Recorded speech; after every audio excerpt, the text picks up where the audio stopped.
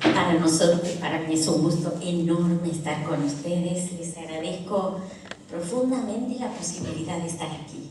He acompañado este proyecto desde sus inicios y creo, y no puedo no pensar que es un milagro ver tantos matrimonios dispuestos a acompañar lo que sabemos que no llegaremos a comprender, ¿no? Pero que queremos amar sin comprender. Bueno, claro, en el currículum nunca se puede poner el número de hijos, pero a mí me gusta decirles que tenemos 9 hijos y que esta experiencia y esto que voy a compartir con ustedes tiene que ver sobre todo con lo que reflexionando y viviendo podemos descubrir juntos. Pensar la vida de la familia, y ustedes están de acuerdo conmigo, estoy segura que sí, nadie vino acá a escuchar una conferencia. No, y no es la idea. A pensar juntos. Por lo tanto, en cualquier momento pueden decir lo que quieran, participar mejor porque nos dormimos menos, no hay ningún problema. Esto no está pensado como una conferencia, está pensado como una reflexión que nace de la vida y que sobre todo quiere acompañar, como hermosamente lo han dicho en la presentación, a reflexionar. En realidad eso sería un análisis quizás sociológico, si me permiten hacer una apreciación en este sentido, de que eso que llamamos familia en realidad es una institución y por lo tanto un reflejo de la cultura, porque las instituciones son eso, ¿verdad? Son la construcción que los procesos históricos y sociales van constituyendo, en los cuales podemos sostener, transmitir valores y estilos de vida. También la familia es eso, pero si la miramos a lo largo de la historia, no solamente los cambios que, como decían, ciertamente tenemos que asumir en los últimos años, sino si la miramos en toda la perspectiva histórica, ciertamente comprenderemos. ¿Querés pasar?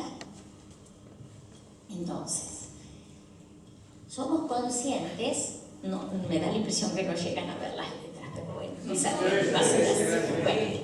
Bueno. Vivimos en lo que Zygmunt Bauman llama la sociedad líquida, ¿verdad? Una sociedad en la cual cualquiera de nuestros hijos, y lo sabemos bien, cuántos de nuestros jóvenes hoy, ni siquiera tienen la representación del matrimonio como una opción, ¿verdad? Porque en realidad las instituciones, ni que hablar de escuela, internet y los universos virtuales, han dejado la escuela con un vacío de significado en muchos aspectos de lo que no eran así para cualquiera de nosotros, no importa la edad que tengamos. Evidentemente, en las últimas décadas, la transformación de los espacios que contenían el conocimiento han variado enormemente, ¿no es cierto? Por lo tanto, tenemos que volver a preguntarnos qué sentido tiene ir a la escuela, qué sentido tiene, no decir no vamos, pero ¿para qué vamos? Y en última instancia, ¿para qué nos casamos? Si esta pregunta la hiciéramos hace apenas un siglo o menos, diría, por una mujer me caso para poder heredar, para poder disponer, porque si soy soltera no puedo usar mis bienes, porque la ley me considera inhábil. Tengo que tener un hombre que administre mi herencia, por ejemplo, ¿no es cierto? Y tantas otras cosas que evidentemente significaría cómo no te vas a casar. Después, como me decía una señora paraguaya que trabajaba en casa, ¿cómo no voy a tener hijos? Después, ¿quién me cuida cuando soy viejo? ¿No? Evidentemente, aún aquellas razones, no podemos ser ingenuos de comprender que aún las razones para tener una familia, para constituir una familia, han ido mutando a lo largo del tiempo. Y por lo tanto, para nosotros lo importante es poder poner a disposición y preguntarnos, entonces, ¿qué es la familia para nosotros? ¿Un espacio de protección? ¿Un espacio de libertad? Cuando hablamos de familia, ¿hablamos de un proyecto de felicidad o de seriedad? A ver si te casás y bueno, ya dejas de andar ahí como un pájaro loco, esta cabeza. ¿De qué estamos hablando cuando hablamos de esto? Porque siempre está el riesgo de que no sepamos o no nos sea fácil reconocer qué es lo más grande que tenemos. Cuando el emperador Ramsés estaba desarrollando su gran imperio en Oriente, él comprendía que la importancia de su esposa Tetis era tan grande para él, era tan importante compartir con ella todas las circunstancias y sobre todo encontrar ese espacio de intimidad que le permitía seguir avanzando, que cuando esa enfermedad rápidamente le arrebató a su amada esposa, pareció que todo moría, que todo quedaba detenido. Era muy difícil consultar, responder a las consultas que le hacían, le era difícil. Se encontraba desorientado y dijo: no, yo tendré que decir para la posteridad el valor que tiene lo que he vivido en mi matrimonio.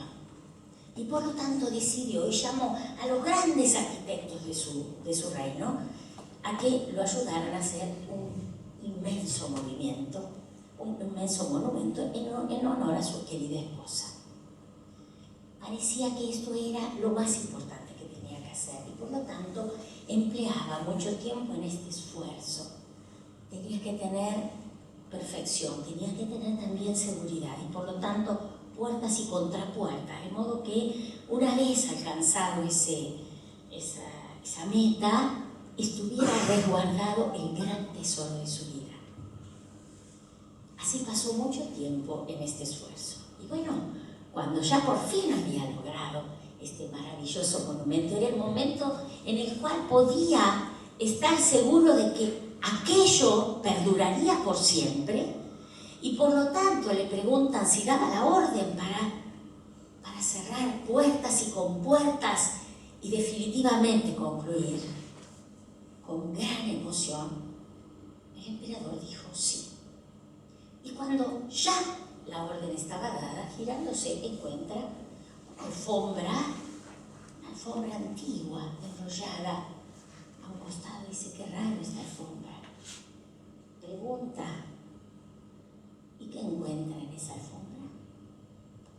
Ya no había tiempo. Encuentra a su amada esposa. Había creado un monumento en el cual no estaba lo sagrado que tenía que contener. A veces nos pasa en la vida que en el esfuerzo por permanecer, por volver inmortal alguna cosa, no siempre sabemos rescatar estos pequeños espacios donde tenemos que cuidar lo sagrado. También acontece en la familia. He trabajado bastante con jóvenes drogadictos y es interesante cuando uno habla con los papás. Ellos dicen: decime qué te faltó, qué no te di, qué te hacía falta, me maté por vos. Ese hijo a lo mejor necesitaba no todos los regalos que le traía, sino ese tiempo, esa cercanía, esa familiaridad que tal vez le faltaba. Entonces, en esta pregunta y en este esfuerzo, ¿qué es lo que quisiera que hagamos ahora? Podamos ayudarnos entre todos, sin que yo tenga ninguna palabra especial para darles, sino mi reflexión, a ver de qué modo a lo largo de la historia, pero sobre todo mirando el presente, podemos decir qué es lo que vale la pena custodiar, qué es lo que de verdad tenemos que salvar de la vida de familia y qué es lo que tal vez a lo largo de la historia podría modificarse. Y entonces, ahora pasamos. Gracias. Siempre sabemos esta maravillosa definición: la familia, célula de la sociedad. Pero no siempre aclaramos de qué sociedad. Y si nosotros pensamos a la familia en sociedades del pasado, por ejemplo, en los primeros grupos humanos, nómades, evidentemente pensar en la familia es casi una ingenuidad, porque el modelo de familia se confunde con el del clan, ¿verdad? El grupo y la supervivencia no dependía de un pequeño grupo de producción o de convivencia, sino del resguardo y de las lógicas que permitían defenderse y también cuidarse entre todos, ¿verdad? Y por lo tanto también los niños eran leídos y custodiados por el conjunto de la pequeña comunidad. A medida que la humanidad fue tomando hábitos sedentarios, evidentemente las pequeñas aldeas, las pequeñas comarcas permitieron que la organización, sobre todo a partir de la agricultura, permitieron una nueva organización social. La familia empezaba a tener una relación entre el trabajo, la supervivencia y la vida de la comunidad. ¿Por qué? Porque ese trabajo artesanal en algunos casos y muchas veces agrícola suponía la participación de toda la familia, ¿verdad? No había otro lugar donde aprender y donde trabajar, y por lo tanto la familia, si querés pasamos, ¿bien? La familia iba siendo esa unidad de vida y trabajo. Los niños aprendían a trabajar junto a sus papás, trabajaban en el taller, en el campo, en la casa, ¿no es cierto? Y esa educación iba creando a veces una familia, nunca una familia nuclear, siempre grupos familiares que iban intercambiando sus saberes y sus posibilidades. ¿Qué sucede a partir de la modernidad? Estoy haciendo saltos muy grandes, ¿no es cierto? Pero todos sabemos que la Edad Media fundamentalmente fue un proceso agrícola y artesanal, ¿verdad? En la organización mirada desde la familia.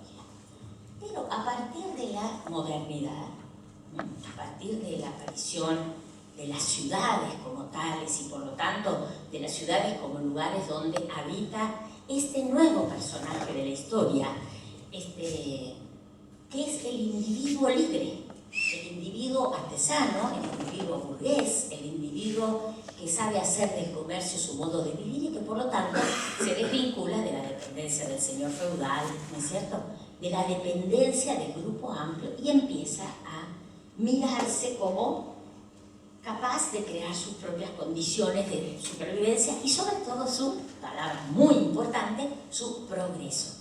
Esta visión del ciudadano, que ciertamente se podría analizar de muchas otras maneras, ¿no es cierto?, mirado políticamente, pero que ahora lo miramos desde este ángulo, genera una conciencia, la de derechos individuales. El concepto, fíjense ustedes, que a partir de la Revolución Francesa aparecen los derechos del ciudadano. Ya empezamos a mirarnos como individuos. Y por lo tanto, aparece la familia urbana.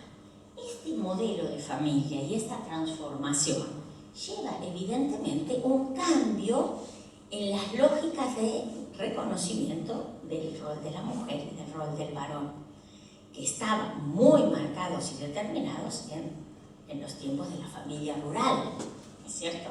Cualquiera de nosotros diría, sos nena, aprendés a bordar. En mi colegio me enseñaban economía doméstica, ¿no? Y nunca me enseñaron contabilidad. Y yo hoy digo, ¿por qué no me habrán enseñado contabilidad y me enseñaban a usar la represión? Claro, porque la familia, la escuela preparaba un determinado modelo de ciudadano y ese ciudadano tenía mandatos, ¿no? Entonces bordábamos, hacíamos economía doméstica, pero... Entonces, en ese sentido, la pregunta es esta: ¿siempre la familia fue así? Miremos un poquito ahora dentro del proceso de las características de la familia, sabiendo que a partir de la Revolución Francesa, podemos decir, a partir del Renacimiento, pongan donde quieran la imagen que a ustedes les parezca más cercana, pero evidentemente la idea de un individuo racional y libre es un fenómeno de la modernidad. A eso llamamos modernidad, no a lo contemporáneo, no a lo de hoy. Esa palabra moderno, digamos, conceptualmente la utilizamos para esa concepción. ¿Va bien? Entonces, ¿qué soy y qué quiero ser? Evidentemente, a partir de esa revolución, la revolución luego industrial, la revolución tecnológica y las enormes transformaciones que significa hoy el desarrollo de la ciencia, nuevamente replantean, no van hacia atrás, van siempre hacia adelante. Entonces los chicos, por ejemplo, uno les dice, ay, fuiste a bailar, ¿con qué bailaste? La primera vez que la mayor de nuestras hijas fue a bailar, solo queríamos saber con quién bailó, porque a ver qué le había pasado. Y la respuesta es, con nadie. Digo, ¿te fue mal? ¿La pasaste? No, la pasé bárbaro, mami. Bailábamos entre todos. Pero si yo no necesito esperar a que alguien me saque a bailar, pero si yo no necesito caerle bien a nadie, yo voy a bailar.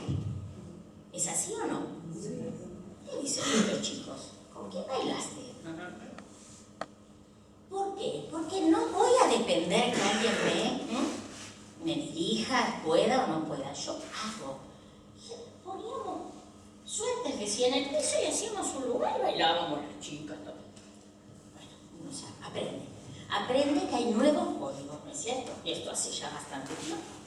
Por lo tanto, evidentemente, las transformaciones van marcando, y ahora lo vamos a ver en la próxima diapositiva, si me permitís. Simplemente, esto, un repasito, solo para que si algo no les parece lo podamos comentar, pero evidentemente, ¿por qué lo traigo? Ustedes dirán, ¿para qué necesitamos pensar en ese modelo? ¿Para qué Cecilia viene a decir cómo era la familia que no existe más?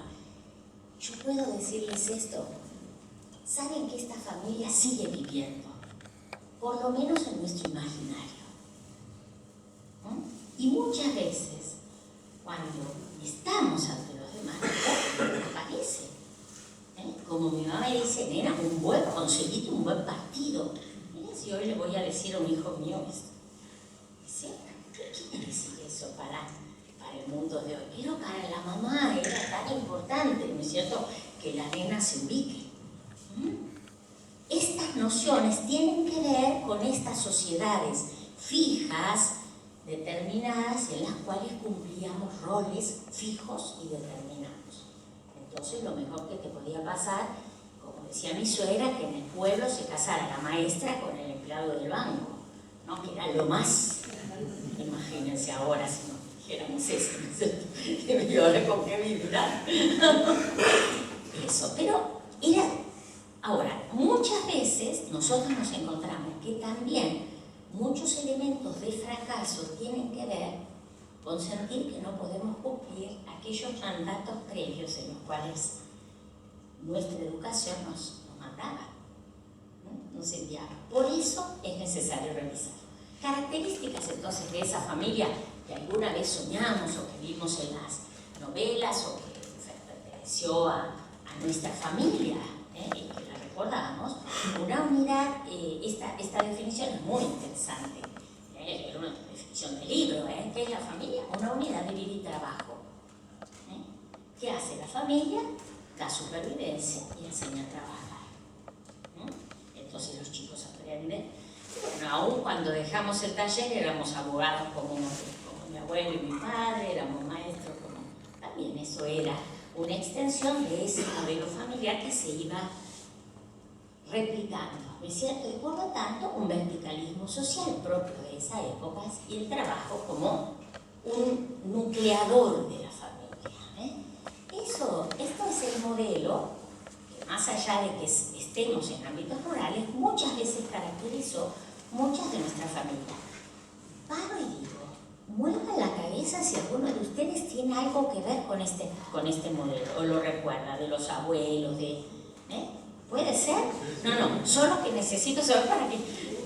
¿Les parece? Bueno, entonces muchos de nosotros también a lo mejor llegamos a nuestra vida familiar cumpliendo ese mandato, ¿no? ¿Y cómo no me voy a casar? Recuerdo la primera vez que una alumna mía me dijo, y digo, bueno, ¿y entonces qué vas a estudiar? Y bueno, yo voy a estudiar arte, pero voy a estudiar abogacía. Ah, sí, porque, y no por si me separo. La primera estaba en cuarto año, pero ella ya se preparaba. Claro, ahí me di cuenta lo vieja que era, porque jamás se me hubiera ocurrido pensar a los 16 años que me tenía que preparar para separarme. ¿Va bien? ¿Estaba mal o bien? No decimos eso, decimos cambió el mundo. ¿Va bien? Y nos encontramos en ese otro universo. Muy bien. Evidentemente, una de las características más importantes que tenemos que tener en cuenta es la transformación del rol femenino. De ese rol establecido hogareño, de custodia de la cría, evidentemente la mujer empezó a tomar otro espacio en la sociedad. Y entonces, en ese modelo, ahora volvemos a la modernidad, ven que estamos repasando ahora, mirando un poquito más las características de la familia en ese ámbito de la modernidad. Tenemos ya no más la familia rural, evidentemente tenemos la familia urbana, la familia burguesa, entendiendo por burgués no una característica económica, sino una característica de autogestión. No soy noble porque mi abuelo era noble, no soy campesino porque mi abuelo era campesino, sino que, como decimos muchos de nosotros, mira, mi abuelo vendía carbón y yo estoy dirigiendo una empresa de marketing. Esto significa el cambio de la modernidad, que ya no hay un traspaso del modelo fijo, sino una gran transformación que depende muchas veces del propio individuo. No es ajeno a la familia, pero hiere y exige una transformación muy importante en los vínculos familiares. Entonces, ¿qué aparece en la modernidad? Aparece una nueva institución, que nosotros creemos que nació con las cavernas, pero no es así. ¿Qué es la escuela? ¿Qué es la escuela? Es la institución que reemplaza a la familia cuando la familia tiene que trabajar en la fábrica. Si ustedes piensan en vos o ciertos ejemplos de educadores que tomaban todos los niños, La Salle, Champagnat, todos los niños que quedaban desamparados, no había más el taller familiar donde los chicos se educaban. Los chicos quedaban solos y desamparados. Alguien tenía que educar al ciudadano, sobre todo ese ciudadano pequeño. Me parece la familia, la escuela. Y entonces así decían nuestras generaciones pasadas: yo soy analfabeto, pero mando al nene a la escuela para que sea alguien. Ser alguien significa entrar en ese universo que muchas veces no pertenecía a la familia, que tal vez venía del campo, que muchas veces estaba en el sistema familiar. Evidentemente, también la escuela preparó para convivir con ese universo. El hijo, entonces, en este nuevo modelo, donde la vida laboral está fuera del hogar, empieza a transformarse. El niño no es más una necesidad porque forma parte, lo necesito para la cosecha, tengo que tener hijos, sino que el hijo es un gasto. Una de las cosas que nos suelen decir a mi esposo y a mí, que no tiene televisor, tu esposo debe ser un potentado, ¿no es cierto? Porque la imagen de muchos hijos ya no calza, claro. Pensamos económicamente, decimos lo que te saldrá, ¿no? Porque el modelo es otro, porque cambió la lógica y entonces se vuelve raro este fenómeno, ¿no? Entonces, evidentemente esta separación entre el mundo del hogar y el mundo del trabajo también pone a la familia, reduce sus espacios y reduce las vinculaciones. Ya no es más la familia de tíos y abuelos que viven en la casa, sino que es esa familia que empieza a nuclearse de menos hijos y dependiendo muchas veces en su supervivencia de las condiciones laborales. Uno viaja, el otro se tiene que trasladar de ciudad. Entonces, la familia queda reducida a esas funciones mínimas de dar vida, de alimentar, de criar para lanzar los hijos al mundo fuera. ¿Vamos bien? ¿Qué servirá todo esto? Después vemos. Pasamos, por favor. ¿Qué es lo que aparece como una característica de este tiempo moderno? En principio, ustedes dirán si continúa hasta hoy o no. Miremos, ¿no? La racionalidad económica como característica fundamental.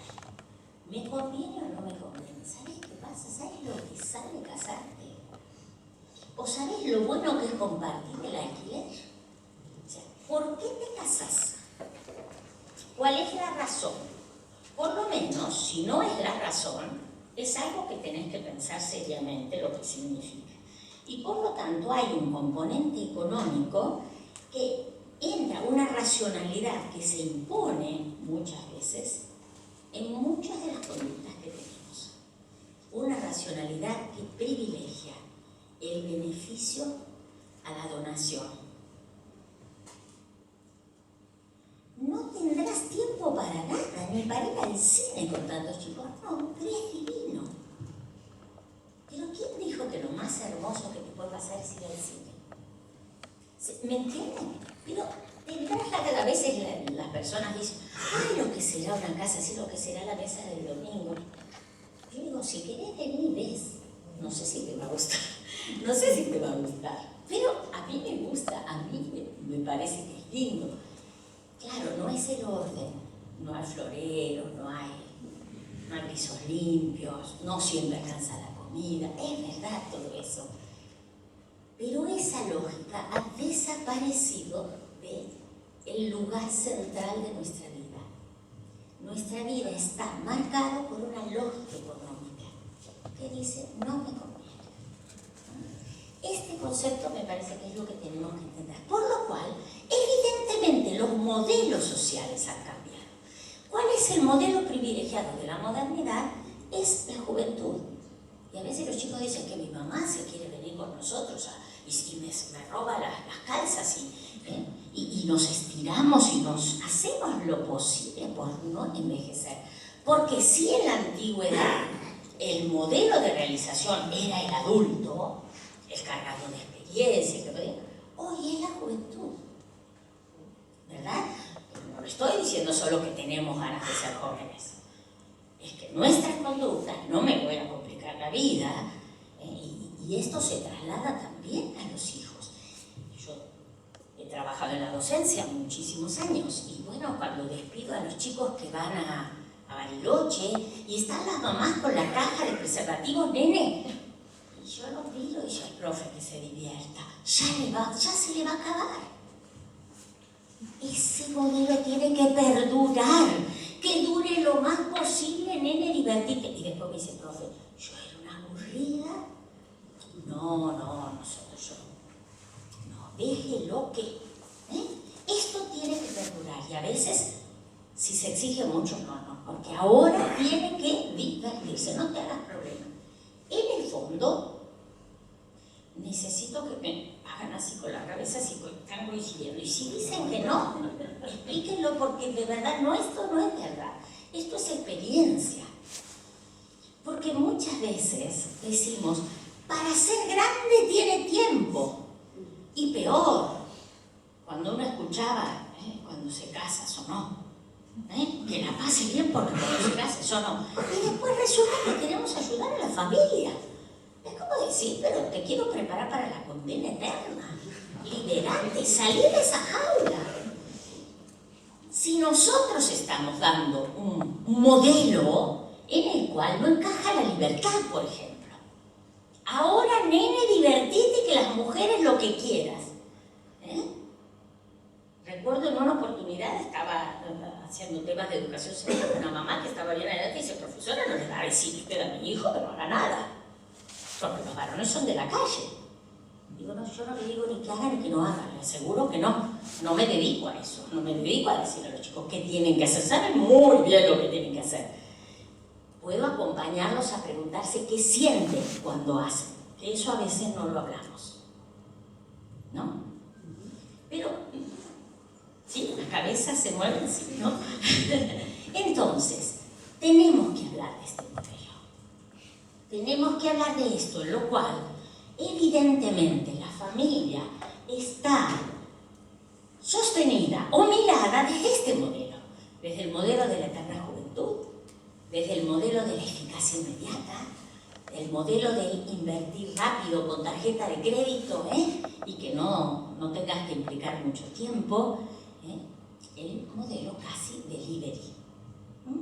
Entonces, evidentemente, el refugio o el espacio privilegiado para este modelo de realización humana, porque eso es lo que queremos.